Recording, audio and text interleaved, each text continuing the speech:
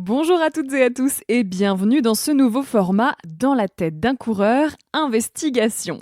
Je suis Cléo et tous les mois, avec Émilie, journaliste pigiste qui travaille pour de grands médias français, nous partons investiguer sur un sujet de société en lien avec la course à pied en allant chercher des témoignages de professionnels sur le sujet ou de personnes concernées. Aujourd'hui, on s'intéresse à l'application Strava et particulièrement à son influence sur la santé mentale des coureurs et coureuses. Allez, on part en quitter. Salut Émilie, bienvenue dans la tête d'un coureur. Salut Cléo, je suis ravie de te rejoindre pour ce nouveau format. Bon, pour ce premier épisode, on va parler de Strava et j'ai déjà une petite question pour toi. Est-ce que tu es sur cette application ? Absolument, je me suis inscrite sur Strava quelques semaines après avoir commencé la course à pied, il me semble, mais sans trop savoir pourquoi d'ailleurs. Tu fais donc partie des 120 millions de personnes qui utilisent cette application dans le monde. Si vous n'avez aucune idée de ce dont on parle, Strava, c'est une application qui permet aux sportifs, et notamment aux coureurs et aux cyclistes, d'enregistrer et de partager leurs entraînements avec d'autres sportifs. En plus de toutes les données liées à l'effort, comme la durée d'entraînement, le nombre de kilomètres ou l'allure, on peut aussi partager des photos, commenter les efforts des autres, mettre des kudos, l'équivalent des likes, ou encore battre des records sur des segments. C'est un peu le Facebook ou le Instagram du sport. Et si on s'est intéressé à ce sujet en particulier, c'est parce que ces applications ont révolutionné l'approche de notre activité physique. Si pour certaines personnes cela peut être motivant et permettre une forme de rigueur, pour certains coureurs, cela peut aussi donner lieu à une forme d'obligation de performance, de pression ou de culpabilité face à ses propres résultats. Nous avons décidé de nous focaliser sur le leader du marché, mais ces observations pourraient tout à fait s'appliquer à d'autres, comme Adidas Runstatic, Nike Run Club ou encore Runkeeper. Strava est néanmoins à part dans le sens où elle présente les caractéristiques des réseaux sociaux et voit ses chiffres s'envoler ces dernières années. En 2023, Strava, c'est plus de 120 millions d'utilisateurs dans le monde, 40 millions d'activités et 10 millions de photos et vidéos partagées par semaine. Elle réunit majoritairement des sportifs amateurs, mais aussi plus de 3000 professionnels. Pour mieux comprendre comment a été pensée cette application, je vous propose un petit retour en arrière sur l'histoire de Strava. Et avant ça, j'ai une nouvelle question pour toi Cléo. Est-ce que tu sais ce que veulent dire les termes Strava et Kudo, ces fameux likes qu'on peut mettre sur l'application ? Eh bien, absolument pas, Émilie. Ce sont deux mots suédois. Strava signifie aspirer à ou ambitionner, ou alors faire un effort, lutter. Et Kudo, ça veut dire félicitations. Pourtant, c'est une application créée par deux Américains, Michael Horvat et Mark Guéné. Mais Michael Horvat a vécu plusieurs années en Suède avant de déménager avec ses parents aux États-Unis, ce qui explique les petites touches inspirées de la Suède qu'on retrouve dans l'application. Voilà pour l'anecdote. Ces deux Américains se rencontrent à la fin des années 80 à l'université d'Harvard, où ils étudient et surtout où ils sont coéquipiers en aviron. Michael Horvat explique dans le podcast Do It Yourself qu'après avoir été diplômés, ils se rendent compte qu'ils sont beaucoup moins motivés pour faire du sport, qu'ils ont perdu ce sentiment d'appartenance à un groupe et cette sensation d'accomplissement une fois l'objectif atteint. Donc quand ils découvrent Internet à la fin des années 90, ils essayent tout de suite d'imaginer comment créer un vestiaire digital, un endroit virtuel où les sportifs se retrouvent après l'entraînement. Dès les prémices de Strava, alors que l'application n'existe pas encore, il y a cette volonté de créer une communauté de personnes qui veulent se motiver à rester actifs. Pourtant, l'application n'est pas née dans les années 90, on est d'accord ? Effectivement, ils travaillent chacun de leur côté dans plusieurs entreprises et ce n'est que quelques années plus tard qu'ils se décident à le réaliser. La première version de Strava sort en 2009, mais à ce moment-là, ce n'est pas encore une application, mais seulement un site internet. Les cyclistes peuvent y enregistrer leurs séances, mesurer leur effort, comparer leur temps avec les autres sur certains segments et trouver des parcours déjà expérimentés par d'autres. Il y a à la fois un aspect communautaire qui permet la découverte de nouveaux chemins et d'avoir l'impression de ne pas être seul à s'entraîner, et l'idée d'une concurrence entre les utilisateurs avec la possibilité de voir son classement par rapport aux autres sur un segment. Le site se développe au fur et à mesure des années, il propose des nouvelles disciplines comme la course à pied, et il est complété par une première application à partir de 2011 qui est améliorée à plusieurs reprises et par un abonnement payant pour les personnes qui veulent accéder à plus de fonctionnalités. Pour les fondateurs, l'objectif n'est plus seulement de nourrir la partie performance de l'application, mais aussi l'expérience de l'utilisateur, car les coureurs ne progressent pas continuellement et parce que certains courent seulement pour le plaisir. C'est vrai que Strava est souvent vu comme une application où la performance est reine. Exactement, et c'est cette image que Strava dit vouloir faire évoluer. Les fondateurs aimeraient que tout le monde s'y sente à l'aise, peu importe son niveau. Justement, Émilie, j'ai été à la rencontre d'une utilisatrice et coureuse amatrice, Margot, qui a décidé de ne plus utiliser l'application, et ce, pour plusieurs raisons. Donc Margot Lifestyle sur les réseaux sociaux. Donc je pratique la course à pied depuis 2012-2013, le triathlon depuis 2020. Je fais partie de cette catégorie de coureurs qui est lent, qui fait des podiums en partant de la fin. Voilà, je me bagarre avec les barrières horaires. C'est chacun sa bataille dans le sport. Moi, la mienne, c'est d'arriver à finir dans les temps. J'ai commencé la course à pied de base après une classe préparatoire qui a été compliquée. Donc j'avais eu besoin de me défouler, je voulais reprendre un peu le contrôle de mon image, de mon corps, parce que j'avais pris du poids. Enfin voilà, tous ceux qui sont passés par la classe prépa savent à quel point c'est un rouleau compresseur. Et à cette époque-là, ma mère courait, donc moi j'avais 20 ans, je galérais à courir 20 minutes, ma mère en avait 50, elle courait 1 heure tranquille avec sa pote, et j'ai fait non mais c'est pas possible en fait, je comprends pas pourquoi moi, jeune de 20 ans, j'y arrive pas alors qu'elle à 50 ans, elle y arrive.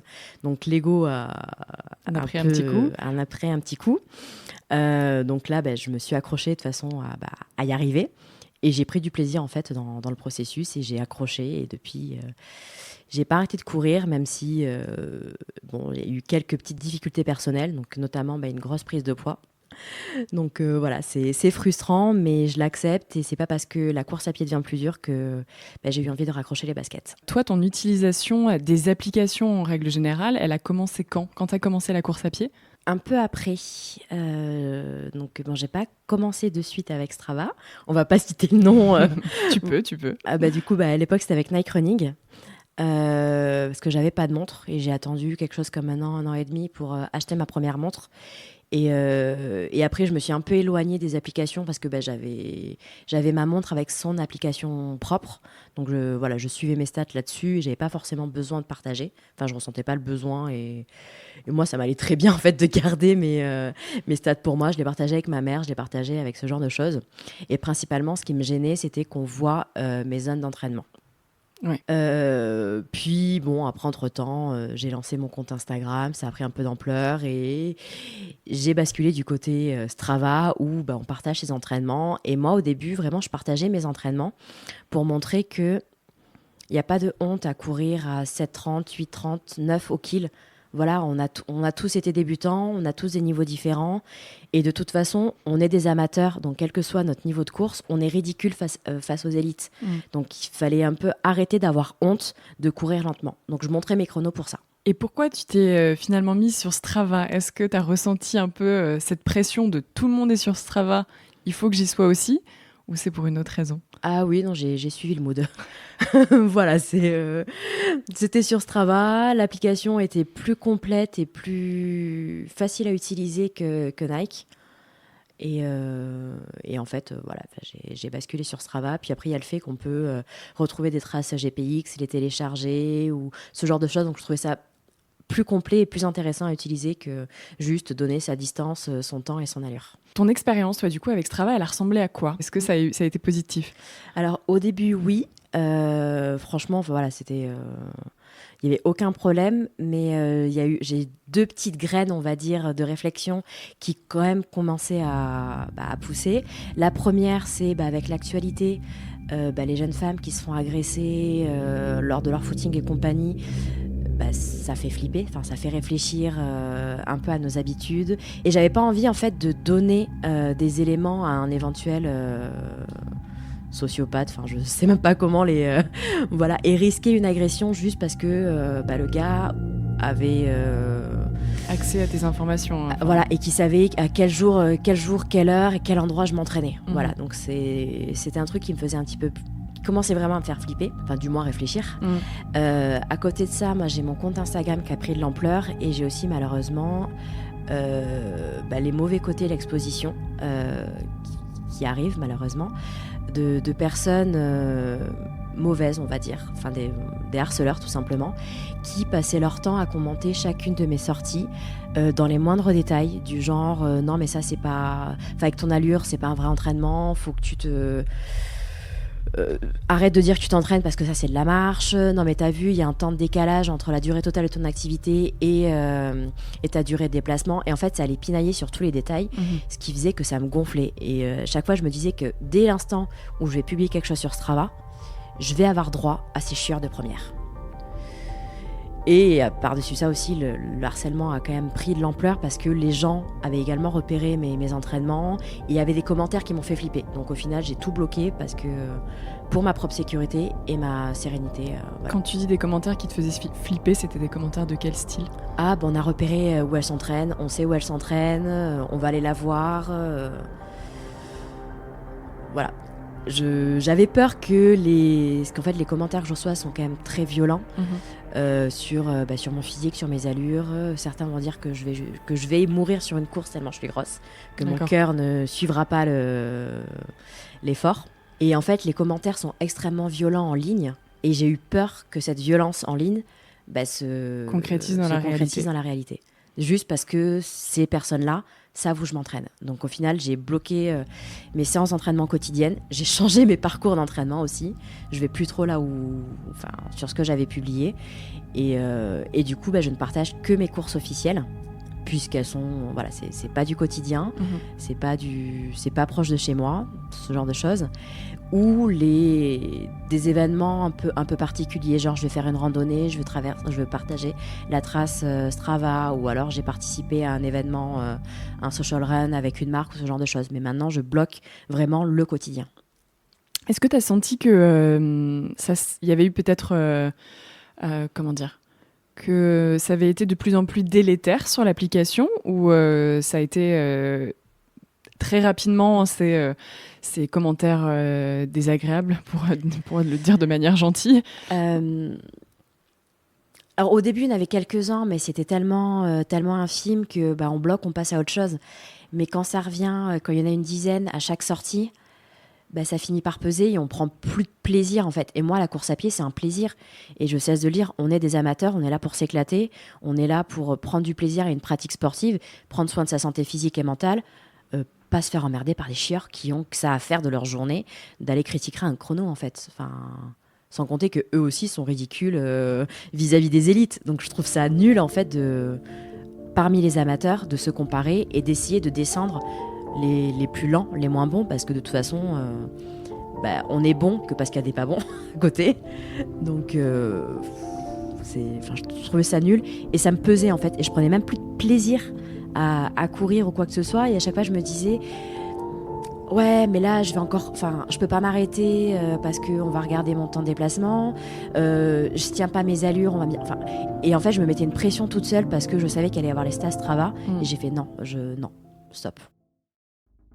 Des témoignages comme celui de Margot, nous en avons reçu des centaines sur les réseaux sociaux de Dans la tête d'un coureur.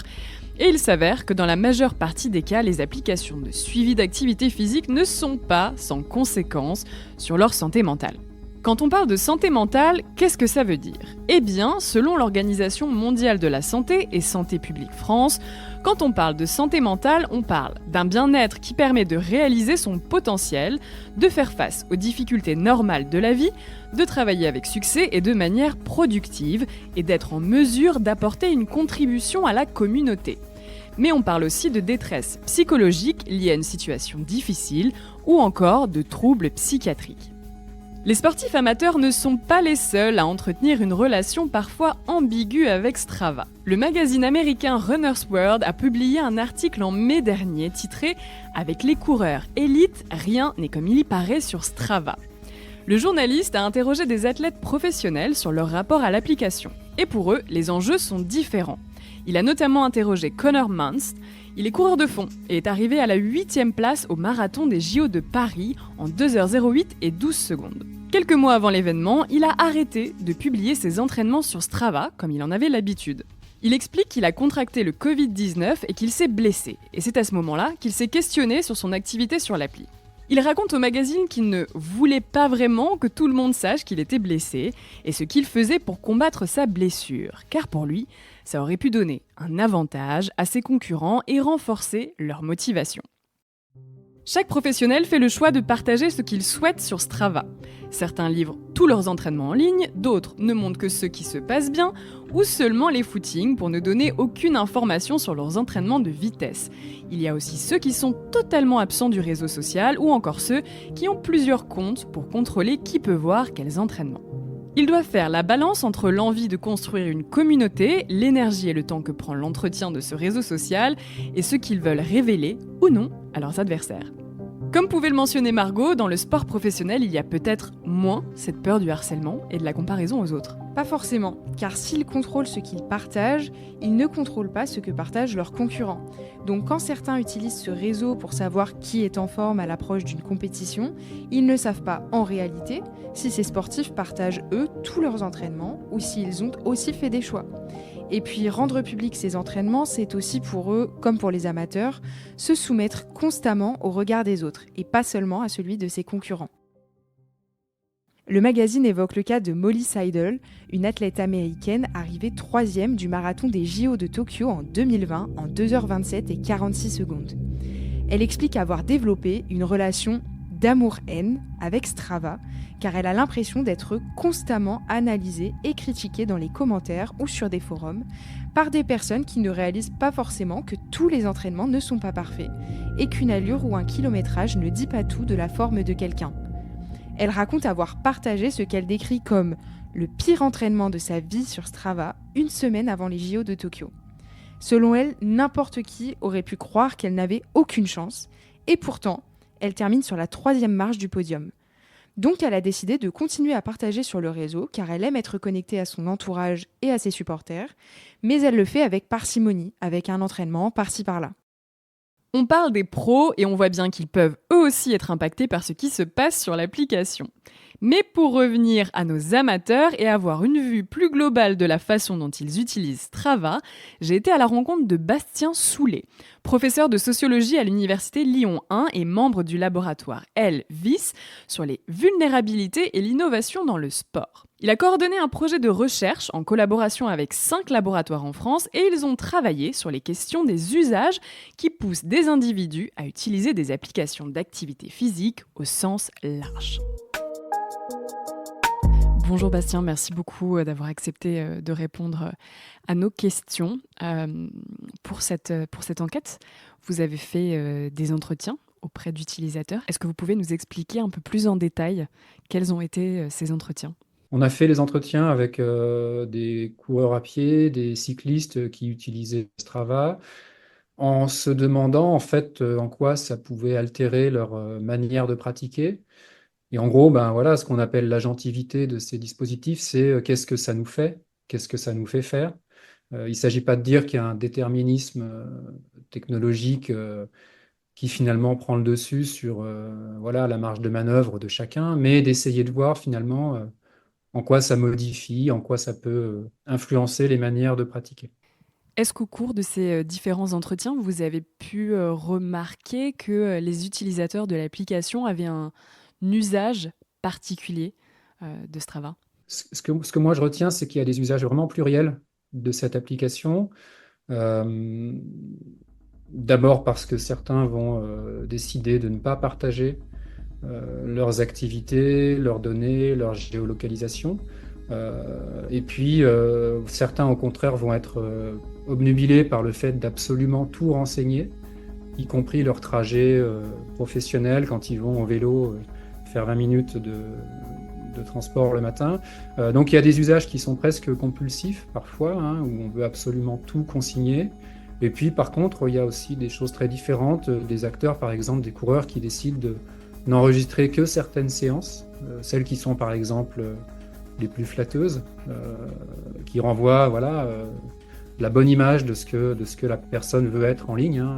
Il y a des enjeux d'identité numérique assez clairs là-dessus. Il y a aussi quand même dans les personnes qui utilisent l'application, c'est vrai qu'il y a quelques personnes qui me disaient qu'elles allaient regarder ce que faisaient un peu leurs collègues, leurs amis, mais aussi parfois des personnes qu'elles admiraient, des coureurs, des coureuses de haut niveau, mais aussi parfois des adversaires potentiels, des gens du même niveau qu'eux qui vont participer à des courses. Donc il y a une forme aussi un petit peu, peut-être marginale, mais d'espionnage, entre guillemets, qui permet de savoir quel est l'état de forme, quel est le programme d'entraînement d'autres pratiquants. Est-ce qu'on peut aussi un petit peu s'intéresser au fameux kudo et aux commentaires qu'on peut laisser sous n'importe quelle activité de n'importe qui. Il me semble que dans votre enquête, vous parlez de labellisation de l'effort. Est-ce que vous pouvez nous expliquer un peu plus en détail ce que ça signifie ? En fait, c'est en lien avec un positionnement de l'entreprise. Le Strava communique beaucoup sur le fait qu'il faut prouver ses efforts. C'est-à-dire que si c'est pas sur Strava, ça n'existe pas. Ça, c'est carrément des choses qui ont été un peu diffusées par l'entreprise, pas forcément avec une forme aussi claire, mais en gros, prouvez vos efforts, montrez que vous avez bien fait cette sortie en vélo alors qu'il pleuvait et que d'autres n'y sont pas allés, montrez que vous avez bien fait tant de dénivelé, que vous avez couru fréquemment. Donc il y a cette idée que Strava vient attester du fait que vous avez bien réalisé une activité physique, une sortie avec des caractéristiques dont vous pouvez être fier. Donc il y a cette fonction en fait qui a plus largement à voir avec celle du numérique et des applications, c'est que tout ce qui n'est pas maintenant enregistré, validé par des applications, on peut douter que ça ait existé. Donc Strava, ça sert aussi à montrer quel sportif ou quelle sportive on est. Toujours concernant les résultats de votre enquête, est-ce que vous avez pu remarquer que l'application pouvait justement avoir un impact positif sur les utilisateurs, c'est-à-dire par exemple provoquer une certaine forme de motivation ? Moi je dirais plutôt émulation que motivation, c'est-à-dire que il faut montrer qu'on fait bien partie de cette grande communauté de sportifs et de sportives. Strava insiste énormément sur cette notion de communauté. D'ailleurs, Strava s'est autoproclamé plus grande communauté de sportives et de sportifs au monde.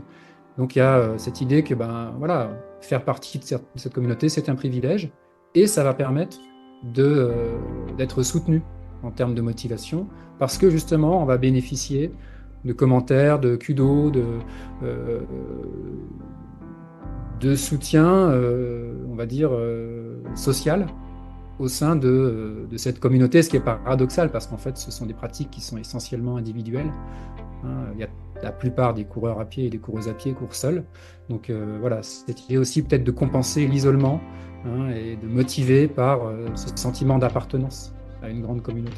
Il y a cette idée aussi, il y a l'émulation et il y a la comparaison. Donc il y a des mécanismes de comparaison sociale qui ont été étudiés par beaucoup de psychologues qui montrent bien que bien figurer dans un classement par rapport à un segment, détenir, ne serait-ce que temporairement, un titre de King of Mountain, Queen of Mountain, c'est quelque chose qui va aussi probablement jouer sur la fréquence des sorties, l'intensité des séances, etc.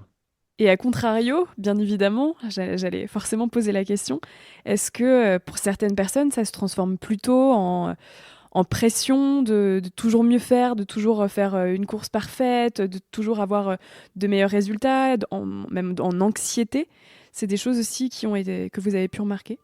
Oui, mais ça a aussi été étudié, cette espèce d'anxiété en fait, qui est aussi associée. Alors ça ne veut pas dire que c'est que de l'anxiété, mais aux côtés de l'émulation et de la motivation, il peut y avoir des formes d'angoisse, d'anxiété par rapport aux données qu'on va qu'on va diffuser. Moi, j'ai des coureurs, je me suis intéressé à ceux qui arrêtaient de se servir, par exemple, de Strava.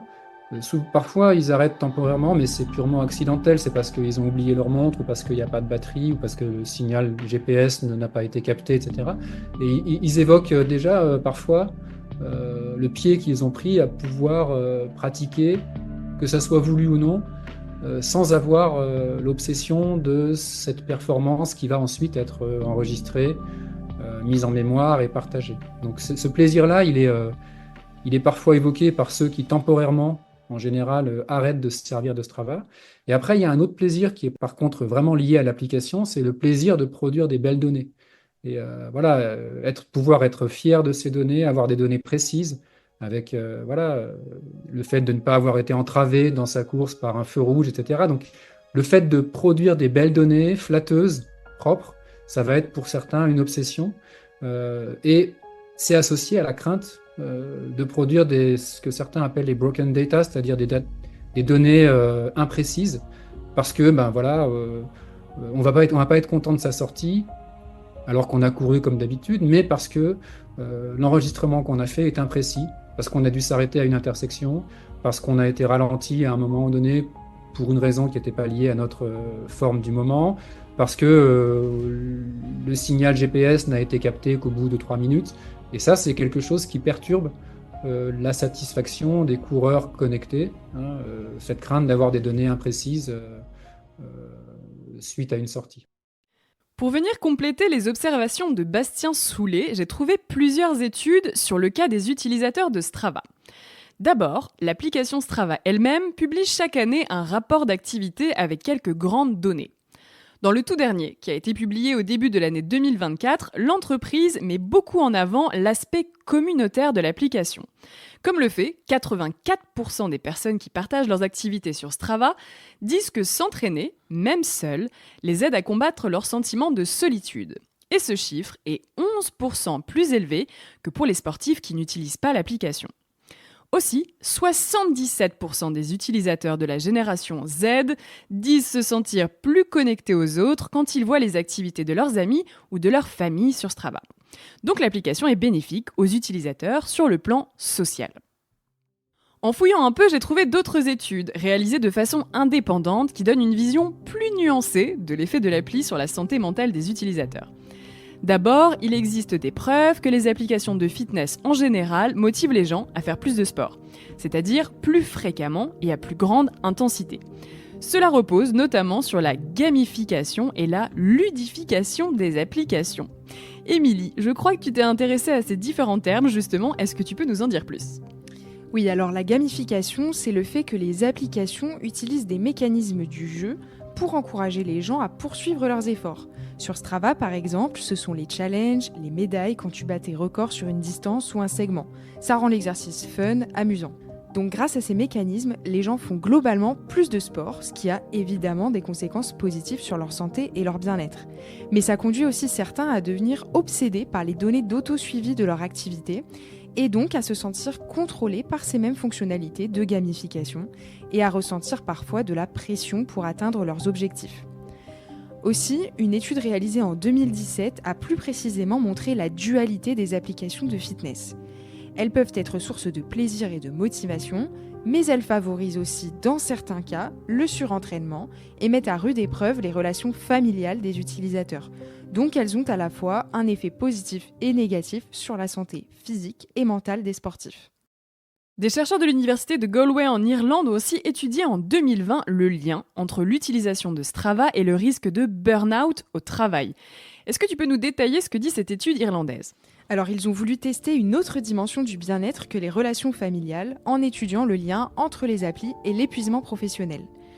Je précise qu'ils ont étudié le cas de cyclistes sur Strava et non des coureurs, mais ça donne tout de même des informations intéressantes. Les chercheurs expliquent qu'en fait, tout dépend de la motivation sociale des personnes qui utilisent les applications. En clair, les personnes qui les utilisent pour construire une communauté et avec l'envie d'apporter son soutien à d'autres sportifs grâce aux kudos ou aux commentaires, sont plus susceptibles de développer ce qu'ils appellent une passion harmonieuse pour leur activité sportive, et donc d'en tirer des effets positifs comme une baisse du stress ou une amélioration de leur bien-être.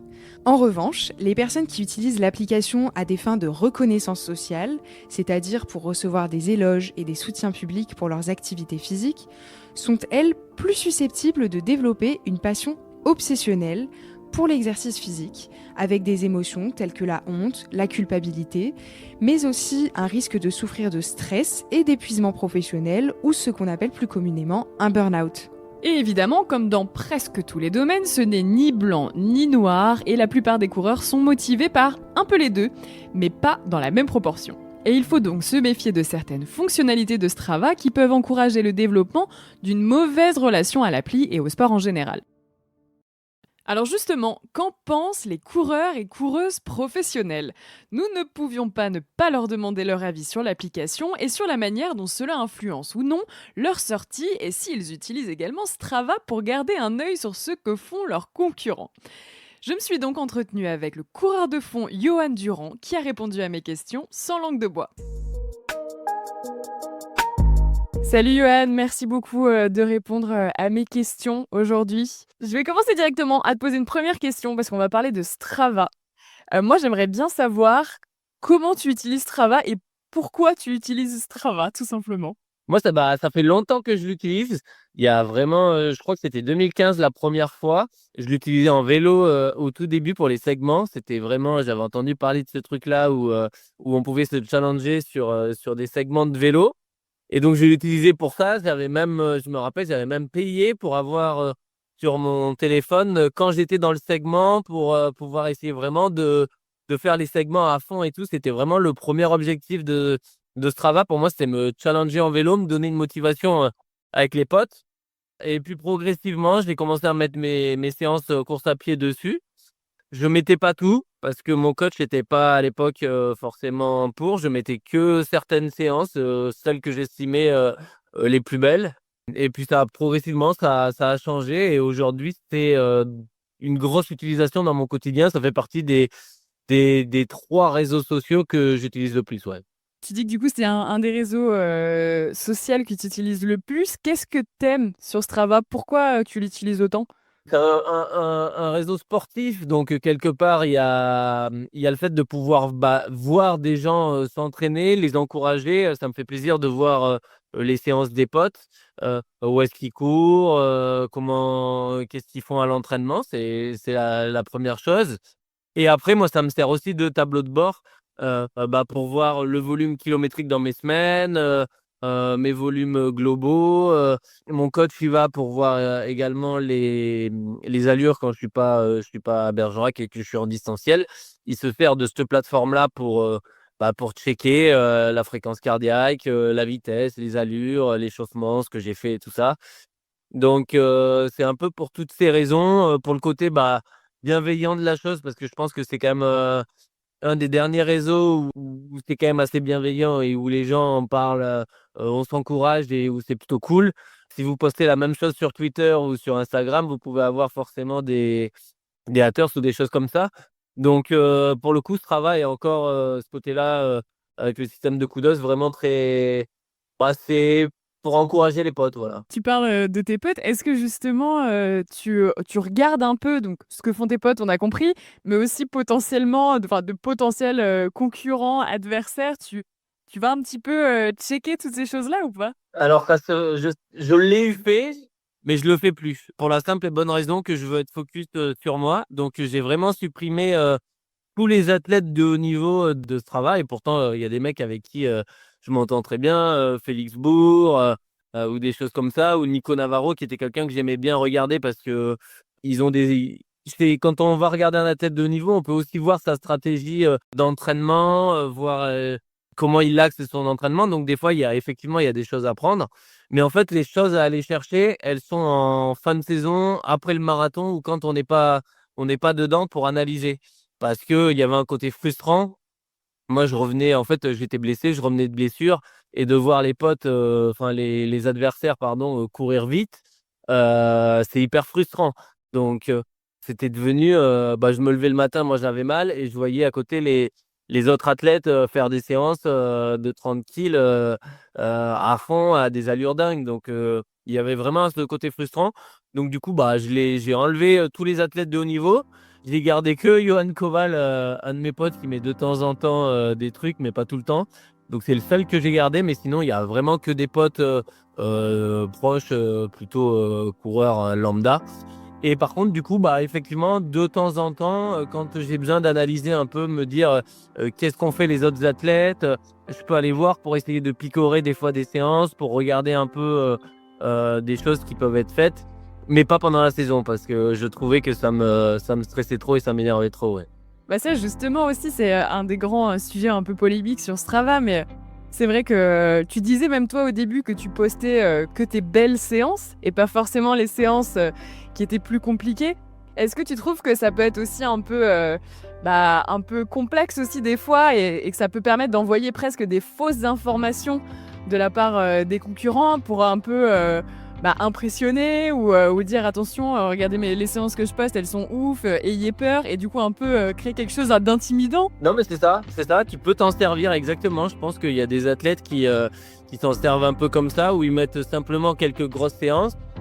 Effectivement, tu te dis, waouh, c'est fort et tout, mais tu sais pas ce qu'il a fait 3 jours avant, et ça se trouve, pendant 3 jours, il a fait du repos, il a fait du jus, et donc il était plein de fraîcheur pour la séance, et effectivement, les séances où il passe à travers, il l'aimait pas, donc ouais, je pense il faut, quand tu es athlète de haut niveau, c'est pour ça que moi j'ai pris la décision, je mets quasiment tout, je mets 99% de mes entraînements dessus, mais c'est pour ça que j'ai pris la décision de pas regarder, parce que sinon tu peux te faire bouffer le cerveau par un adversaire, ou à l'inverse, un mec qui met que ses footings et il met pas les grosses séances, et tu te dis putain, mais il s'entraîne pas, il est pas en forme, il met que des footings ou du 30-30 ou des petites séances de VMA. Tu te dis oh là, mais le jour de la compète il est mort lui, et puis le jour de la compète il nous fusille tous parce que il avait gardé sous le coude les séances et il les avait pas publiées. Donc effectivement ça peut avoir un côté stratégique. Moi je le vois pas comme ça, donc c'est pour ça que je publie quasiment tout. Ce que je publie pas, c'est soit quand la montre marche pas trop, ou des fois en salle quand il y a du vélo, des choses comme ça, que j'utilise pas la montre. Mais sinon, en course à pied, je mets quasiment tout. Ouais. Il y avait eu aussi une petite polémique il y a quelques temps. Il y avait des plateformes, je sais pas si ça te parle, si tu connais, qui s'appelait par exemple, c'est fermé depuis, mais Digital EPO, qui permettait de modifier tes traces, en fait, Strava, ou changer. Et en fait, il y avait des coureurs qui les utilisaient justement pour améliorer leurs séances. C'est des choses tu connaissais ce genre d'application? Après, j'en avais entendu parler, mais là, c'est plus un intérêt d'ego et des gens qui veulent être plus forts qu'ils ne le sont réellement. Je vois pas trop l'intérêt de changer sa séance. Enfin, c'est de la triche, donc c'est pas, il n'y a pas trop d'intérêt. Moi, vraiment, je le disais tout à l'heure, mais l'intérêt aussi de Strava, c'est pour mon entraîneur, et de pouvoir aller checker en temps réel ce que j'ai fait. Et effectivement, si tu changes les chronos ou les séances, c'est plus du tout, il n'y a plus du tout d'intérêt à le mettre. Donc, non, moi, je comprends pas les gens qui font ça, et quel est l'intérêt de vouloir être plus beau ou plus fort qu'ils ne sont. Si c'est pour tricher, ne mets rien, et puis va faire autre chose, ouais. C'est pas faux. Et dans cet épisode aussi, on donne un peu des recommandations justement sur l'utilisation de ce type de plateforme pour que ce soit sain. Toi, si tu avais des recommandations par rapport à ton expérience sur la plateforme, quelles seraient ces recommandations? C'est déjà de renommer son activité, parce que j'en peux plus de voir course à pied le matin ou run du soir. Ça, c'est horrible. J'aime bien quand, en fait, vu que c'est un réseau, j'aime bien quand c'est cadré. Moi, je mets toujours un titre, un descriptif et la photo qui va avec, pour que ça le rende visuel, et que ça le rende sympa. Si tu laisses le truc automatique, course à pied le matin, c'est pas ouf. Et après, sinon, non, moi, je trouve que tout à l'heure, je parlais du côté bienveillant, et c'est vrai que moi, j'ai une bonne communauté. Je crois que j'ai 8000 abonnés à mon Strava, et j'ai toujours des messages d'encouragement. Des fois, je vais même faire un footing et les gens me félicitent, ou des trucs comme ça, alors que c'est juste un footing. Mais des fois, ça vous rebooste un peu dans une préparation quand vous êtes un peu fatigué. Et c'est pareil, avec mon coach, on fait des fois des séances un peu particulières, et ce qui fait plaisir, c'est quand les gens vous disent super séance, je l'ai jamais testé, ou j'ai jamais pensé à faire ce genre de séance, je vais la tester à la maison, ou ils mettent je te l'applique et tout. Et effectivement, ça fait plaisir de voir que ce qu'on fait peut être suivi et peut inspirer d'autres athlètes. Donc là, pour le but, c'est vraiment le fait de partager à sa communauté, et le côté communautaire de l'app. Mais voilà, ce qu'il faut, c'est vraiment... moi, j'essaye de l'égayer. Toutes mes sorties, j'essaye de mettre une photo, même s'il n'y en ait pas, pour le rendre vraiment sympa, et de mettre les séances dans le descriptif, plutôt que... parce que sinon, par exemple, des fois, si tu veux vraiment savoir ce qu'a fait la personne, il faut aller chercher, cliquer dans Analyse pour aller voir ce qu'il a fait exactement. C'est moins sympathique, je trouve. Émilie, je crois que tu es allée à la rencontre d'une psychanalyste qui a justement travaillé sur le sujet. Effectivement, pour comprendre un peu mieux les ressorts psychologiques derrière l'utilisation de Strava, j'ai rencontré Sandrine Vial-Le-Noël. Elle est psychosociologue et psychanalyste. J'ai évoqué avec elle cette dualité de l'application entre motivation et pression. Elle a immédiatement qualifié Strava de scène virtuelle et évoqué la comparaison entre les sportifs et la place du regard des autres dans la performance sur les applications de running. Le sport, déjà, est une des modalités privilégiées du lien social. Les réseaux sociaux offrent une scène. Strava offre une scène virtuelle pour les sportifs. Et par essence, les réseaux sociaux donc font lien social par se montrer, être vu, regarder, voir l'autre, avec l'idée de devenir le même ou parfois mieux. C'est là qu'entre la question de la comparaison. On est à la fois dans la recherche d'une performance à atteindre, mais aussi dans « regardez-moi et je vous regarde ». On n'est pas regardé en tant que corps, on est regardé en tant que corps qui bouge et qui veut atteindre de la performance, ce qui accroît le phénomène de la pulsion et qui accroît les phénomènes symptomatiques. Dans la compétition ou dans la recherche de performance, on a toujours une alternance entraînement-compétition. Or là, notamment avec cette application, l'entraînement peut devenir très vite de la compétition en continu. C'est-à-dire qu'on n'a pas un événement particulier où à ce moment-là on est en compétition. Je pense par exemple le marathon de Paris, enfin des grands événements par exemple de course. Mais là, le fait de se comparer en permanence, on est dans la compétition en permanence virtuelle. Donc, tout le monde n'est pas capable d'absorber la compétition psychiquement en continu. Enfin, ça, c'est quand même un problème. Les alternances, elles sont salutaires. Enfin, c'est absolument important d'avoir des moments d'entraînement, de pause, de compétition. Là, certains sportifs peuvent se mettre en compétition permanente. Psychiquement, on ne peut pas l'absorber. C'est impossible. C'est trop compliqué.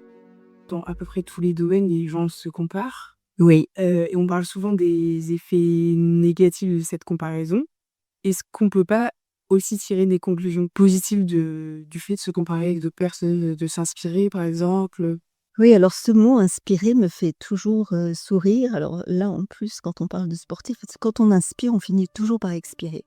Donc, se comparer, oui, parce que ça permet un étalonnage de la performance. Ça permet de se dire au quotidien, ben voilà, pour atteindre ce niveau, il faut que je fasse tant de kilomètres, il faut que je m'entraîne de cette manière-là et pas d'une autre. Oui, mais quand la comparaison dépasse la satisfaction, on va dire ça, le plaisir du sport, c'est-à-dire les causes même de pourquoi on court. Ça, il faut jamais l'oublier. Enfin, quand je dis on court, parce que je sais que les coureurs utilisent beaucoup Strava, mais il y a un au-delà à ne pas dépasser. C'est-à-dire que il ne faut pas aller dans la satisfaction démesurée. Il faut toujours se rappeler en tant que sportif pourquoi je cours. Quelle est la satisfaction de mettre mon corps en mouvement? Quelle performance je recherche? Je crois que le sportif avec Strava peut oublier ça. Il peut oublier dans son rapport à l'autre, être comme l'autre ou mieux que l'autre. Et c'est là où la comparaison ne va plus. Tant qu'on s'étalonne dans son entraînement ou dans une recherche de performance modérée par rapport à ses propres limites, ça va.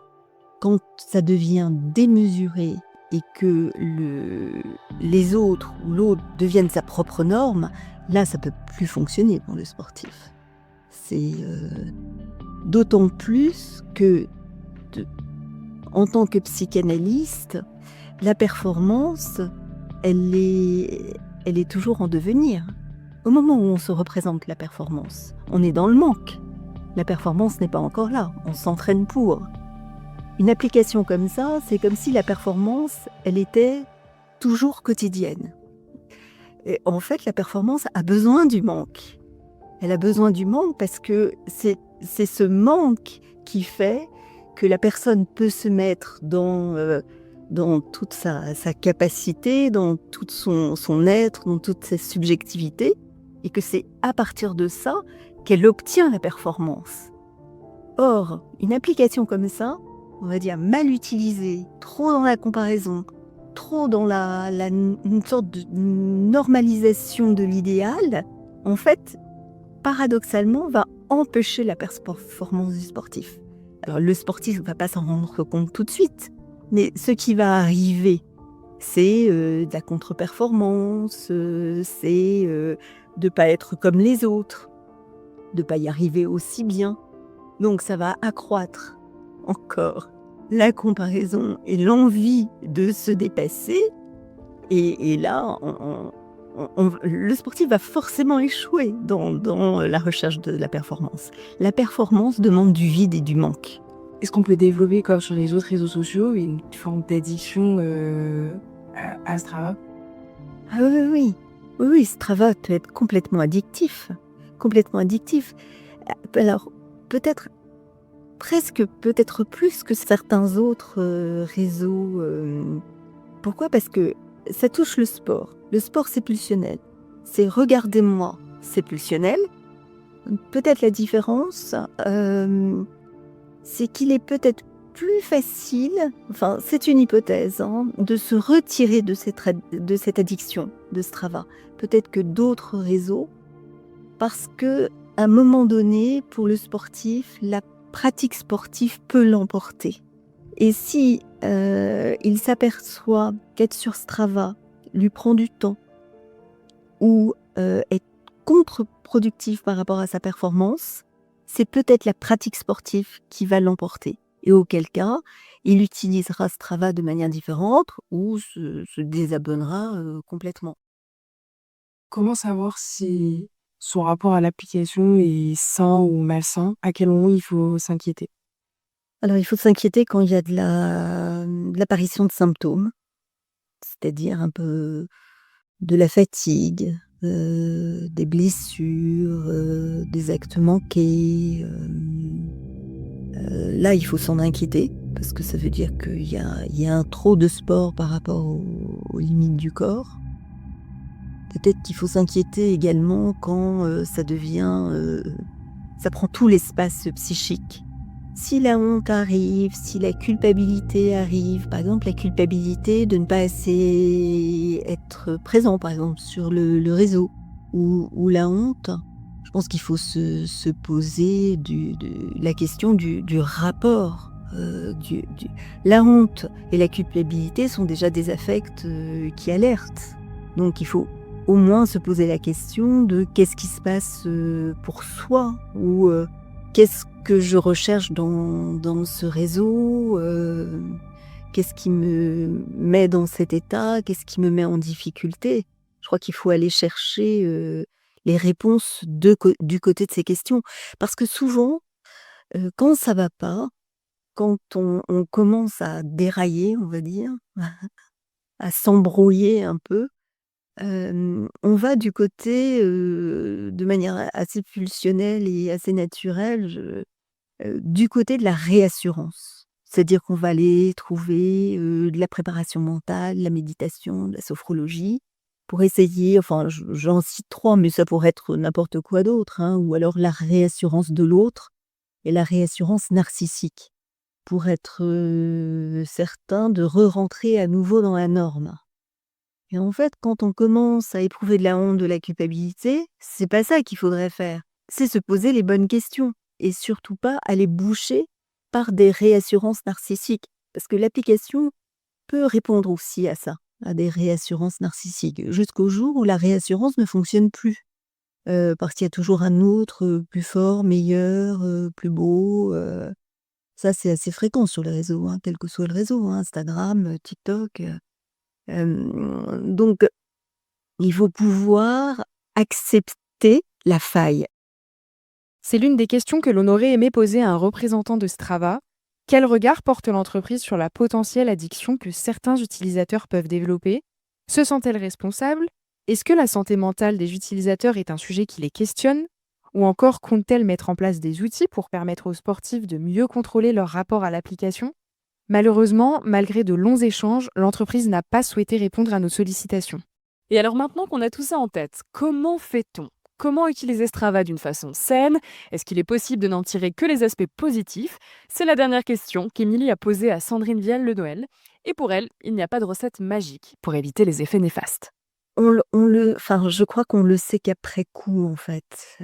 C'est-à-dire que quand on utilise l'application et qu'ensuite un symptôme apparaît, là, on va se poser les questions et se retirer. D'emblée, est-ce qu'on est capable de savoir régler la distance entre l'appli et soi? C'est pas très évident. Je pense que c'est au fur et à mesure de la pratique que chacun peut régler en fait sa distance entre Strava, soi et sa pratique sportive. Moi, j'ai quand même l'espoir que les sportifs arriveront à le faire, peut-être plus que sur d'autres réseaux. Je crois que c'est intéressant, ça revient à ce que j'ai dit tout à l'heure, c'est-à-dire dans toutes les pratiques solitaires, je pense que c'est intéressant. Voilà. Parce que la solitude, ça va 5 minutes. Et que voilà, si on trouve des éléments de lien intéressants dans Strava, dans sa pratique, découvrir des itinéraires, changer des itinéraires par exemple, de nos habitudes. Enfin, il y a des tas d'applications possibles de l'utilisation de Strava. Ça peut être intéressant, mais il y a un au-delà du principe de plaisir et qu'il ne faut pas dépasser. Et ça, il faut faire confiance à son corps, à ses symptômes, et puis laisser un peu de manque. Voilà.